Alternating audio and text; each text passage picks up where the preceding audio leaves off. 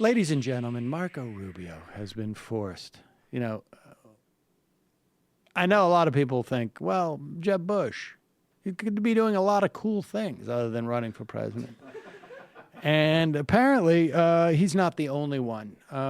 Marco Rubio also not only feels like he could be doing a lot of other cool things, he apparently hates the Senate. Hates it, ladies and gentlemen. And he defended missing a ton of votes. But you got to remember, folks, he could be doing a lot of other cool things rather than taking votes as a senator, for which apparently we as taxpayers of federal taxes pay him. Here he is last Sunday talking to CNN's Jamie Gangel. And we bring this up because you're sure to hear it in the Republican debate.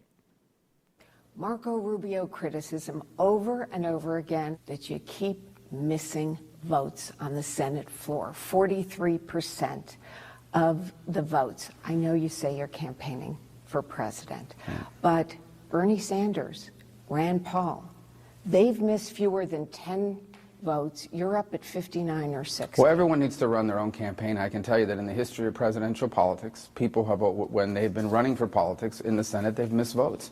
And I'm not missing votes because I'm on vacation. But this many votes? Actually, this is lower than what other people have missed. I'm running for president so that the votes they take in the Senate are actually meaningful again. A lot of these votes won't mean anything. They're not going to pass, and even if they did, the president would veto it. The other day, though, you got up on the Senate floor and you said federal workers who don't show up should be fired. That's not what I said.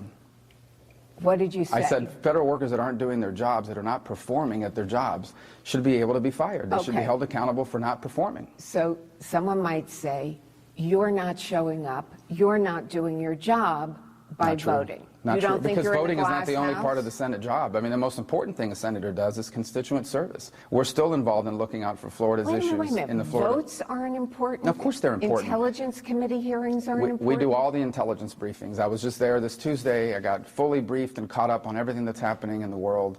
I'm fully aware we have a staffer that's assigned to intelligence. We get constant briefings. I think votes, of course, are important, but unfortunately, too many of them today are not meaningful. Intelligence, smelligence. I picked that stuff up. I got it right here, tough guy. There he is, Marco Rubio. Now, the reason why I have contended for a long time that Marco Rubio is really a paper tiger is because, like, here he is right there getting completely twisted into knots by a completely anticipated question.